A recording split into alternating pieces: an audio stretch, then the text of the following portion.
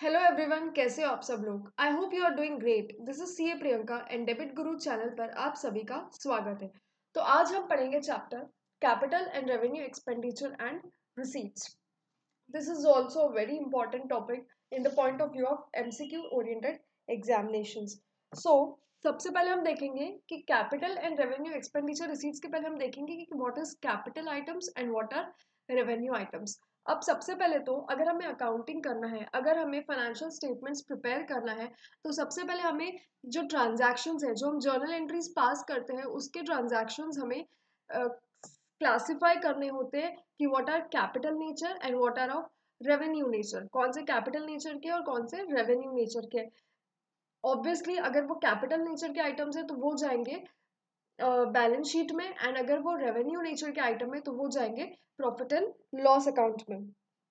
तो देखेंगे हम रेवेन्यू नेचर के आइटम्स मतलब क्या। रेवेन्यू नेचर के आइटम वो होते हैं जो हमेशा उसी ईयर से रिलेटेड होते हैं, एंड किस ईयर से रिलेटेड होते हैं, जिस ईयर की हम अकाउंटिंग करते हैं। रेवेन्यू नेचर के आइटम उसी ईयर से रिलेटेड होते हैं जिस ईयर की हम अकाउंटिंग करते हैं। और कैपिटल नेचर के आइटम क्या होते हैं, ऐसे एक्सपेंडिचर या ऐसे आइटम्स जिसका बेनिफिट आने वाले ईयर्स से भी मिलेगा, हमें आने वाले ईयर्स में भी उसका बेनिफिट मिलेगा और जिससे हमारी कैपिटल बनती है। फॉर एग्जाम्पल हमने न्यू एसेट परचेज किया, इससे क्या हुई, हमारी कैपिटल इंक्रीज हुई, तो इससे हमारी कैपिटल बढ़ी। तो ये हो गए कैपिटल नेचर के आइटम्स जिससे हमारी बिजनेस में एफिशिएंसी बढ़ती है, that are of capital nature items.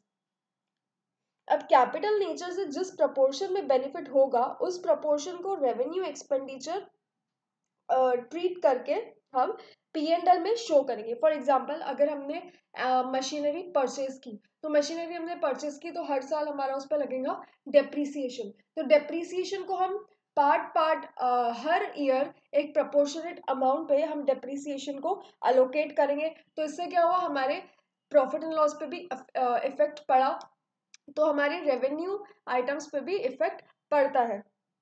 तो क्या है कि कैपिटल नेचर से जिस प्रपोर्शन में बेनिफिट होगा उस प्रपोर्शन को रेवेन्यू एक्सपेंडिचर ट्रीट करके हम पी एंड एल में शो करेंगे।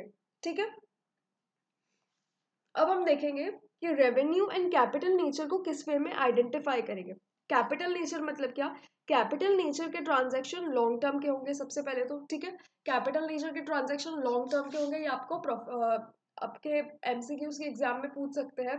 कैपिटल नेचर के ट्रांजैक्शन लॉन्ग टर्म के होंगे, क्यों, क्योंकि हमें लॉन्गर पीरियड के लिए बेनिफिट प्रोवाइड करेंगे, ये हमें more than one accounting period benefit provide करेंगे। और इसे हम कहेंगे नॉन रिकरिंग नेचर के आइटम्स। नॉन रिकरिंग नेचर मतलब जो बार बार इनकर नहीं होते, जैसे कि हमने फिक्स्ड एसेट को बेचा, हम बार बार फिक्स्ड एसेट को बेचेंगे क्या, नहीं। या हमने मशीनरी परचेज की, हम हमेशा डेली बेसिस पर मशीनरी परचेज करेंगे क्या, नहीं। हम या तो साल में एक बार मशीनरी परचेज करेंगे या फिर 2 साल में, या हम डेली बेसिस पे मशीनरी परचेज नहीं करेंगे। तो ये नॉन रिकरिंग हो गए। सेकेंड, ये लॉन्ग टर्म होगा और इससे हमें लॉन्गर पीरियड टाइम के लिए बेनिफिट मिलेगा।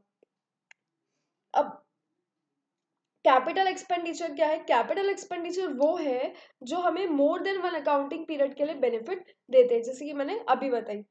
और रेवेन्यू, रेवेन्यू मतलब क्या, वो एक तो रिकरिंग नेचर के होंगे, ठीक है, ऑपोजिट टू कैपिटल नेचर। तो वो रिकरिंग नेचर के होंगे, वो शॉर्ट टर्म पीरियड के लिए होंगे, वो शॉर्ट टर्म होंगे, उनके ट्रांजैक्शन रेवेन्यू नेचर के transactions are for short term basis, और ये हमें लॉन्गर पीरियड के लिए बेनिफिट नहीं देंगे, हमें less than one accounting period के लिए इसका बेनिफिट मिलेगा।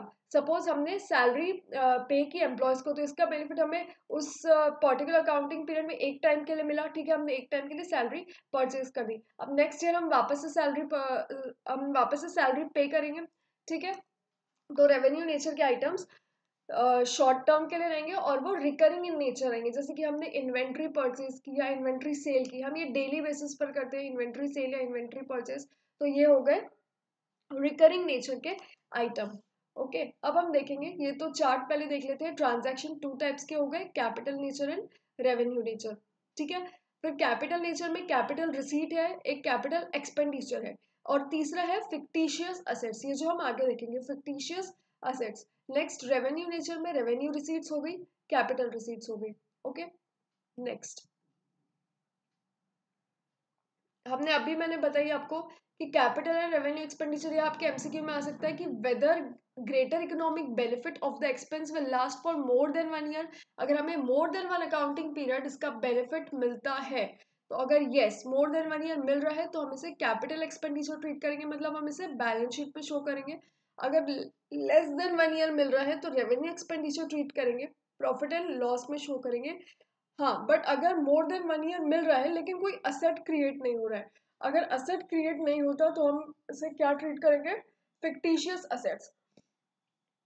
हम इसे ट्रीट करेंगे फिक्टिशियस असेट्स, तो shown in balance sheet asset side, उसको भी हम बैलेंस शीट असेट साइड में ही दिखाएंगे, जैसे कि प्रिलिमिनरी एक्सपेंसेस हो गए तो हम इसे बैलेंस शीट असेट साइड में दिखाएंगे। इससे असेट क्रिएट नहीं हो रहा है लेकिन हमें इसका बेनिफिट मोर देन 1 ईयर के लिए मिल रहा है। ये मैंने अभी आपको बताया, एक बार डेफिनेशन पढ़ लेते हैं, आपके एमसीक्यू में आ सकती है। कैपिटल एक्सपेंडिचर क्या हो गया, any expenditure which provides greater economic benefits, हमें ज्यादा इकोनॉमिक बेनिफिट मिल रहे हैं एंटिटी को फ्यूचर में, फ्यूचर ज्यादा मतलब कितना, मोर देन 1 ईयर, मोर देन 1 ईयर हो गया तो कैपिटल एक्सपेंडिचर हो गया। ये ट्रांजेक्शन किसको अफेक्ट करेंगे, बैलेंस शीट के आइटम्स को। ओके और रेवेन्यू एक्सपेंडिचर मतलब क्या, any expenditure which provides economic benefits to the entity in present, that is within 1 year, are usually revenue expenditure. This transactions affects the items of profit and loss account. Okay, अभी हम examples last में देखेंगे, पहले हम पढ़ लेते हैं पूरी थ्योरी। अब कैपिटल एंड रेवेन्यू रिसीट मतलब क्या, ठीक है, तो कैपिटल एंड रेवेन्यू रिसीट मतलब क्या, अगर whether it is received in the ordinary course of business, ये अगर हमारे बिजनेस के डेली बेसिस पे मिल रही है, जैसे कि हमने सेल किया इन्वेंट्री, तो हमें डेली बेसिस पर रिसीट मिल रही है, हमारे डेली बेसिस पर इनकम जनरेट हो रही है, तो ये हमारी कैपिटल रिसीट हो गई क्या, नो, क्योंकि ये ऑर्डिनरी कोर्स ऑफ बिजनेस में हो रहा है तो ये कैपिटल रिसीट नहीं है। और अगर ये ऑर्डिनरी कोर्स ऑफ बिजनेस में नहीं हो रहा है, जैसे हमने सेल किया फिक्स्ड असेट, हमने कोई एक मशीनरी है हमारे बिजनेस में लॉन्ग टर्म से रखी हुई है, हमने आज उसको सेल कर दिया, तो इससे हम हर टाइम तो सेल करेंगे नहीं, हम साल में एक बार या 2 साल में एक बार या 3 इयर्स में एक आध बार हम सेल करेंगे, तो ये हमारा हो गया कैपिटल रिसीट्स। कैपिटल रिसीट क्या है, this refers to those receipts which are not received in ordinary course of business. Example मैंने अभी आपको बताया, sale of machine fixed asset, security premium receive, ठीक है, अब या तो हमने फॉर एग्जाम्पल, एक और एग्जाम्पल है इशू ऑफ शेयर कैपिटल, हमने शेयर कैपिटल शेयर्स इशू किया। अब इशू शेयर्स बिजनेस हमेशा नहीं करती है, एक आध बार बिजनेस शेयर्स इशू करती है कैपिटल रेज करने के लिए, तो ये हो गया हमारा कैपिटल रिसीट का नेचर।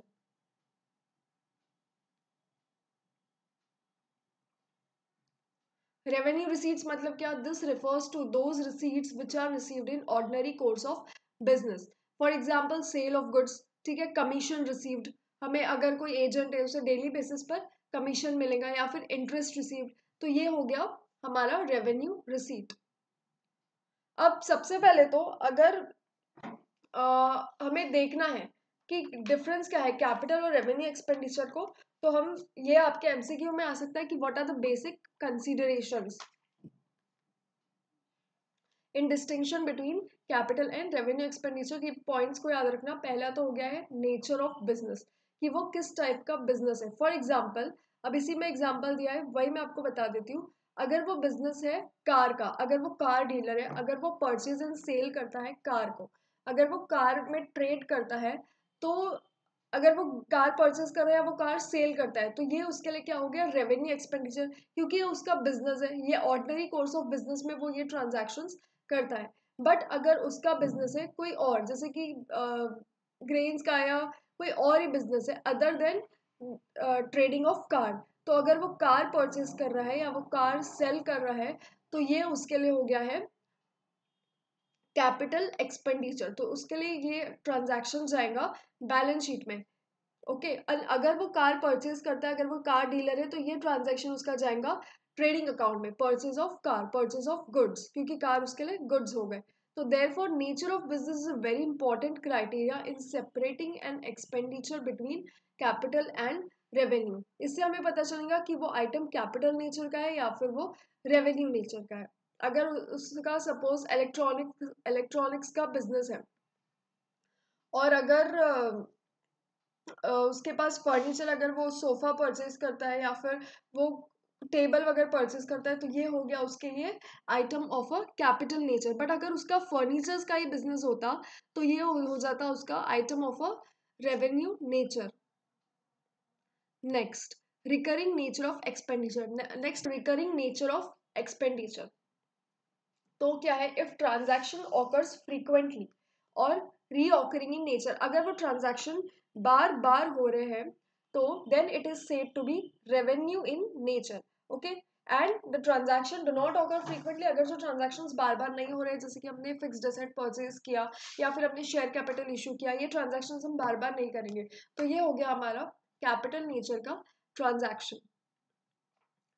तो यही दिया है चार्ट में, इट इज रीऑकरिंग और फ्रीक्वेंट इन नेचर, यस तो रेवेन्यू नेचर है। For example purchase of goods is a regular transaction, ये हम रेगुलर बेसिस, ये हम डेली बेसिस पर करते हैं ये ट्रांजैक्शन। अब गुड्स परचेज करेंगे या फिर गुड्स सेल करेंगे तो ये हो गया हमारा रेवेन्यू नेचर का आइटम। बट अगर हम कोई असेट परचेज कर रहे हैं तो ये हम रेगुलर बेसिस पे नहीं करते हैं, तो ये हो गया हमारा कैपिटल नेचर का item. Next consideration, purpose of expense, कि हम एक्सपेंस क्यों कर रहे हैं। जैसे कि नॉर्मल अगर हम रूटीन मेंटेनेंस कर रहे हैं, कोई हम प्लांट एंड मशीनरी का रूटीन मेंटेनेंस कर रहे हैं, तो ये हो जाता है हमारा रेवेन्यू नेचर का, जिससे हमारी कैपेसिटी इंक्रीज नहीं होती है, जिससे आगे जाके इतना इकोनॉमिक बेनिफिट्स नहीं मिलता है एंटिटी को, तो ये हो गया रेवेन्यू नेचर का आइटम। लेकिन अगर हम कोई मेजर एक्सपेंस करते हैं, फॉर एग्जांपल हम कोई प्लांट एंड मशीनरी का रिप्लेसमेंट ही कर लेते हैं, ठीक है, जिससे हमारी आगे जाके उससे हमें बेनिफिट्स जनरेट होंगे। सपोज फॉर एग्जांपल हमने अगर एक, हमारे पास एक प्लांट एंड मशीनरी है जो पर आवर 1000 यूनिट्स प्रोड्यूस करती है, लेकिन हमने न्यू मशीन इंस्टॉल कर लिया सीधा, जो अब 1 आवर में सपोज 3000 यूनिट्स प्रोड्यूस कर लेंगी। तो इससे क्या हो रहा है, हमारे जो हमारी एंटिटी है उसे इकोनॉमिक बेनिफिट मिल रहा है, तो इससे हमारी जो रेवेन्यू जनरेटिंग कैपेसिटी है वो इंक्रीज हो रही है।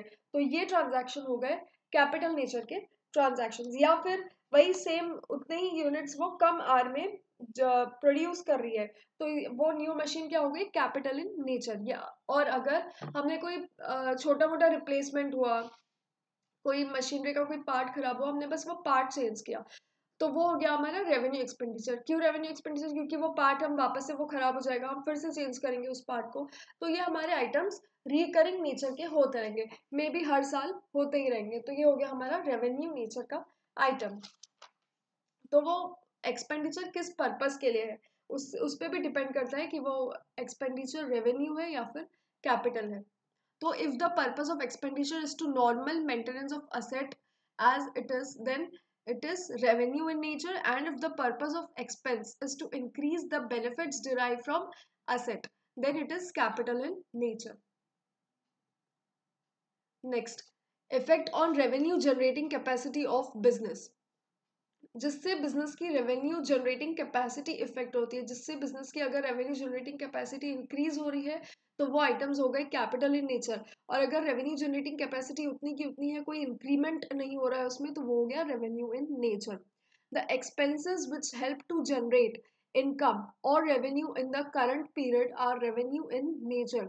On the other hand, if the expenditure helps to generate revenue over more than one accounting period, then it is generally classified as capital expenditure. अगर उसका बेनिफिट, अगर हमने एक बार खर्चा कर लिया लेकिन उसका रेवेन्यू हमें more than one accounting period provide हो रहा है, उसका बेनिफिट हमें more than one accounting period provide हो रहा है, तो हम उसे कहेंगे कैपिटल एक्सपेंडिचर। डायग्राम में वही है, does it enable businesses to generate higher revenue, yes तो कैपिटल एक्सपेंस, एंड अगर नो है तो revenue expense. Next, materiality of the amount involve. अब वो अमाउंट जो है, जितना हमें खर्चा लगा है वो कितना मटेरियल है। फॉर एग्जाम्पल जैसे अकाउंटिंग करते हैं तो उसमें भी मटेरियलिटी का कंसेप्ट यूज करते हैं। तो मटेरियल मतलब क्या, फॉर एग्जाम्पल एक असेट है हमारे बिजनेस में, एक मशीनरी है, उसकी वैल्यू है सपोज 1 लाख रुपीज, ठीक है। अब उस पर अगर हमने रिपेयर्स एंड मेंटेनेंस का मान लीजिए 50 रुपीज या सपोज सपोज 100 रुपीज का खर्चा किया, तो वो क्या है, इमटेरियल आइटम। अगर वो 1 लाख की मशीनरी पे हम 100 रुपए का खर्चा कर रहे हैं तो वो क्या हो गया, इमटेरियल एक्सपेंस। तो ये हम इसको रिकॉर्ड करेंगे हम एज अ रेवेन्यू एक्सपेंडिचर। लेकिन हमने कोई 1 लाख की मशीनरी पे सपोज हमने 50,000 या हायर अमाउंट का एक्सपेंस किया है, तो वो जाएगा, वो हो जाएगा कैपिटलाइज प्लांट ऑफ मशीनरी में, मतलब वो हम उसे असेट ट्रीट करेंगे, हम वो मशीन की वैल्यू में उसे ऐड कर देंगे। तो relative proportion of the amount involve is another important consideration in distinction between revenue and capital. तो ये आपको इससे बेसिक आइडिया आ गया कि what is revenue and what is capital item. तो अब हम देखेंगे एग्जांपल्स। ये पॉइंट टू बी कंसिडर्ड, ये जो बेसिक कंसिडरेशन है, पॉइंट याद रखना, ये आपके एमसीक्यूज में पूछ सकता है। नेचर ऑफ बिजनेस हो गया, रिकरिंग नेचर ऑफ एक्सपेंडिचर हो गया, पर्पस ऑफ एक्सपेंस हो गया, and effect on revenue generating capacity of business, and last is materiality of the amount involve. ये 5 कंसिडरेशन है जिसके बेसिस पे हम डिस्टिंग्विश करेंगे items of a capital and revenue nature को। अब हम देखेंगे एग्जाम्पल्स। ये एग्जाम्पल्स आपको एमसीक्यू में आ सकते हैं। अब कैपिटल एक्सपेंडिचर के कौन से हैं। हमने परचेज किया tangible assets, purchase of tangible assets, हमने फर्नीचर परचेज किया, ठीक है, अपने एंटिटी में हमने फर्नीचर परचेज किया। इससे क्या होगा, वो जो हमने फर्नीचर परचेज किया हम more than one accounting period use करेंगे, मतलब इसका बेनिफिट हमें more than one accounting period मिलेगा। So it is treated as capital expenditure. Acquisition of intangible assets, suppose हमने किसी पर्टिकुलर, सपोज हमने थिएटर के राइट्स अक्वायर कर लिए, यूज करने के राइट्स अक्वायर कर लिए, तो ये भी इसका बेनिफिट हमें more than one accounting period मिलेगा, ठीक है। तो ये हो गया capital expenditure. Then non-recurring expenses incurred at the time of purchase of assets like installation of machine, registration of vehicles। अब हमें पता है कोई भी अगर हम असेट को पुट टू यूज के पहले असेट में जो भी एक्सपेंडिचर होता है उसे हम कैपिटल ट्रीट करते हैं, एंड पुट टू यूज के बाद जो भी होता है उसे हम रेवेन्यू ट्रीट करते हैं। तो पुट टू यूज करने के पहले ही हम व्हीकल का रजिस्ट्रेशन करेंगे, उसकी फॉर्मेलिटीज पूरी करेंगे, लीगल एक्सपेंसेस करेंगे, installation of machine, put to use के पहले ही मशीन इंस्टॉल होती है। तो ये नॉन रिकरिंग एक्सपेंस है, ये हर बार नहीं होगा। एक बार हमने व्हीकल का रजिस्ट्रेशन कर लिया तो वो एक वैलिडिटी पीरियड रहेंगी उसकी, उस टाइम तक वैलिड रहेगा। लीगल एक्सपेंस, या फिर मशीन इंस्टॉल कर लिया, हम हर बार मशीन इंस्टॉल करेंगे क्या, नहीं। तो ये नॉन रिकरिंग नेचर के आइटम्स है, तो इसीलिए हम इसे कैपिटल एक्सपेंडिचर ट्रीट करेंगे।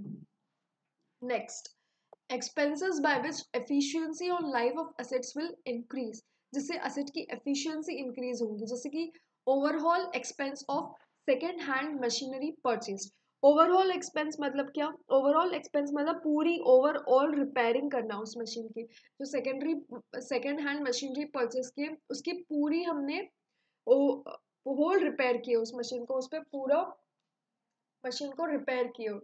तो इससे क्या हो गया, वो मशीन को हम पूरा रिपेयर करेंगे, उस पर उतना एक्सपेंस हम लगाएंगे, तो उससे मशीन की एफिशिएंसी इंक्रीज होगी, तो उससे हमें आगे बेनिफिट मिलेगा। तो अगर इससे एफिशिएंसी इंक्रीज हो रही है मशीन की लाइफ की, तो उसे हम ट्रीट करेंगे कैपिटल एक्सपेंडिचर।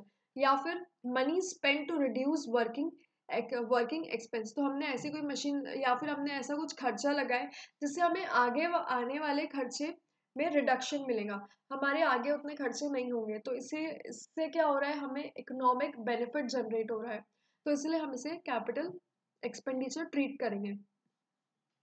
नेक्स्ट हो गया interest on loan for construction period of asset. Asset जब कंस्ट्रक्ट होता है, जब हमने लोन लिया तो हम उस पर इंटरेस्ट पे कर रहे हैं। इंटरेस्ट पे कर रहे हैं मतलब क्या, ये हमने पुट टू यूज के पहले एक्सपेंडिचर इनकर किया है, तो ये हो गया हमारा capital expenditure. Next, expenditure incurred to acquire the right to carry on business. ये मैंने अभी आपको बताया कि हमने कोई फैक्ट्री स्टार्ट की है, उसका लाइसेंस ऑब्टेन करने के लिए हमने राइट अक्वायर कर लिए, तो ये हो गया हमारा capital expenditure. money spent in changing rings and pistons of an engine to get fuel efficiency. Fuel में एफिशिएंसी आना चाहिए, इसलिए हमने किस पे खर्चा लगाया, रिंग्स एंड पिस्टन पे मनी स्पेंड किए। एक इंजन में एफिशिएंसी आना चाहिए, एफिशिएंसी आना चाहिए इसका मतलब इकोनॉमिक बेनिफिट जनरेट हो रहा है, इसलिए हम इसे क्या ट्रीट करेंगे, capital expenditure expenses in connection with obtaining a license for running the theater। ये प्री ऑपरेटिव एक्सपेंडिचर है, जो भी प्री ऑपरेटिव एक्सपेंडिचर मतलब असेट को पुट टू यूज में लाने से पहले जो भी एक्सपेंडिचर इनकर हुए हैं उसे हम ट्रीट करेंगे capital expenditure. Cost incurred for changing of rings and pistons of an engine to get fuel efficiency, efficiency increase हो रही है इसलिए हमने एक्सपेंडिचर इनकर किया, तो capital expenditure. Constructing of temple which were necessary for the construction of cinema, cinema बनाने के लिए मतलब एक टेम्पल हमने छोटा सा कंस्ट्रक्ट किया वहाँ शूटिंग के लिए, ठीक है। तो इससे क्या होगा, सिनेमा जो मेकर्स है उन्हें आने वाले फ्यूचर में बेनिफिट मिलेगा, ठीक है। तो इसीलिए हमें इसे ट्रीट करना है कैपिटल एक्सपेंडिचर। ये आपके एमसीक्यूज में पूछ सकता है, तो याद रखना जिससे हमारी एफिशिएंसी इंक्रीज हो रही है, जो नॉन रिकरिंग नेचर के आइटम्स हो और जो लॉन्ग टर्म के आइटम्स हो उसे हम कहेंगे capital expenditure. Next revenue expenditure. Revenue expenditure मतलब क्या, जो डे टू डे हमारे खर्चे हो रहे हैं, जो डेली बेसिस पे हमारे एक्सपेंसेस हो रहे हैं, जैसे कि हमने सैलरी पे किया वो हम हर मंथ पे करते हैं, हमारे एम्प्लॉयज को हम सैलरी हर मंथ पे करते हैं। प्रिंटिंग एंड स्टेशनरी, बिजनेस में प्रिंटिंग एंड स्टेशनरी का एक्सपेंडिचर भी हर मंथ होता ही है, ठीक है। नेक्स्ट है पोस्टेज, ये भी हर मंथ होता है।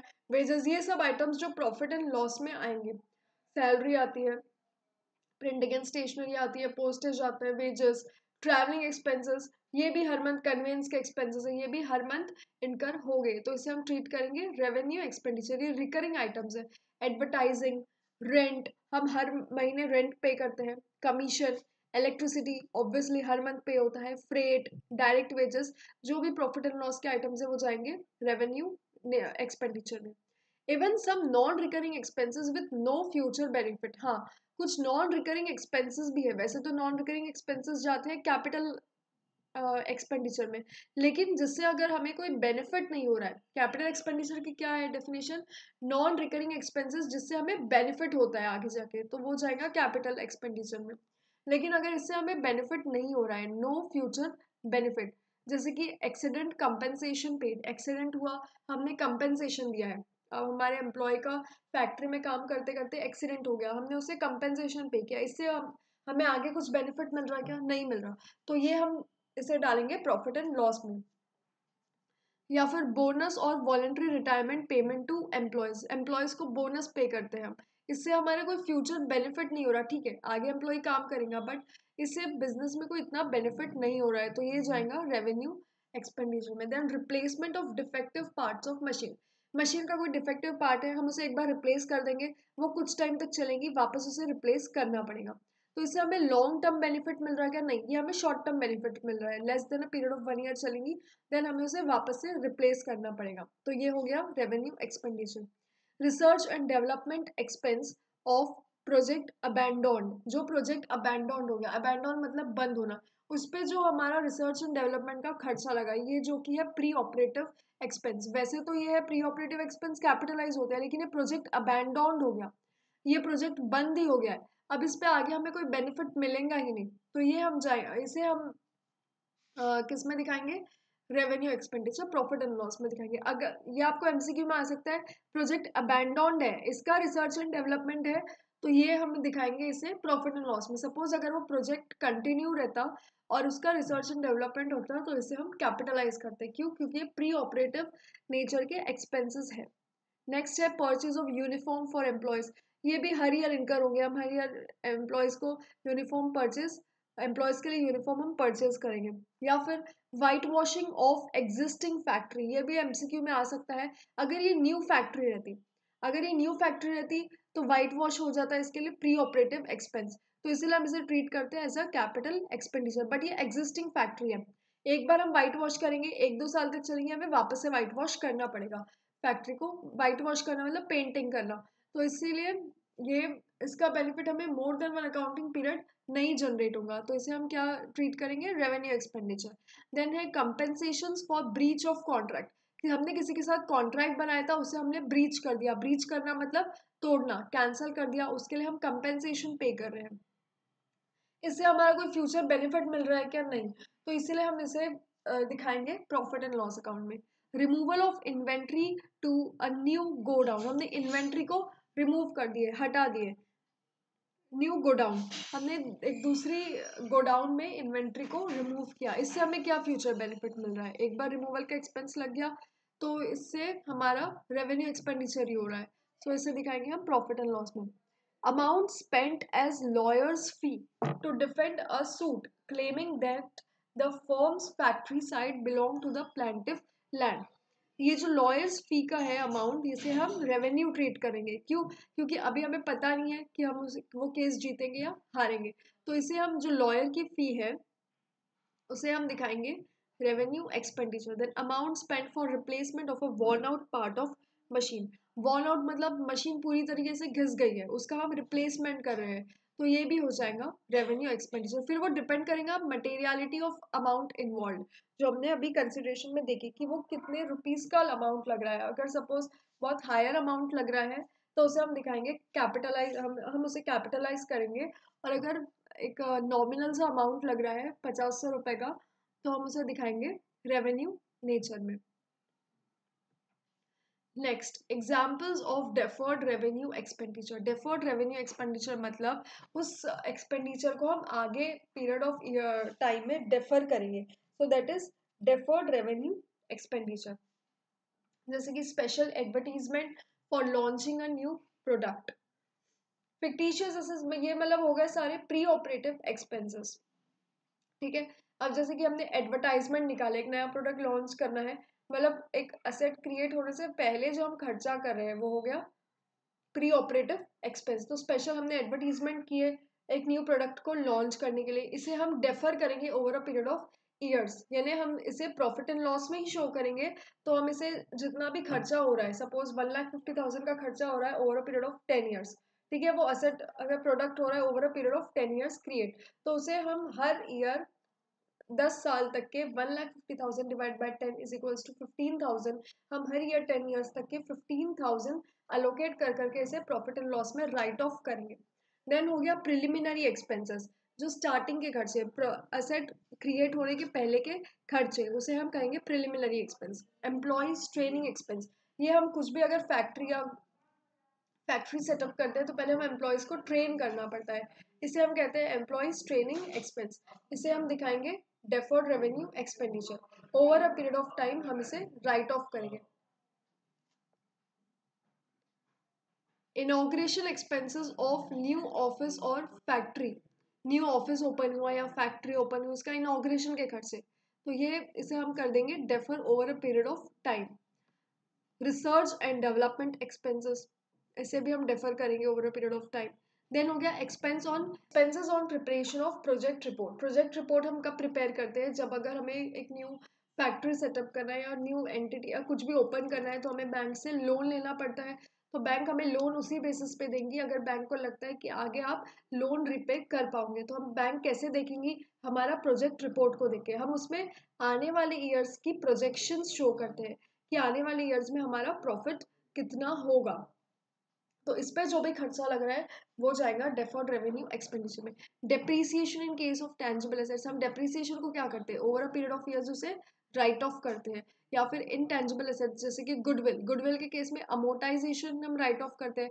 तो ये होगा हमारा डेफर्ड रेवेन्यू एक्सपेंडिचर, हम इसे over a period of time right of करेंगे, तो इसे हम कहेंगे डेफर्ड रेवेन्यू एक्सपेंडिचर।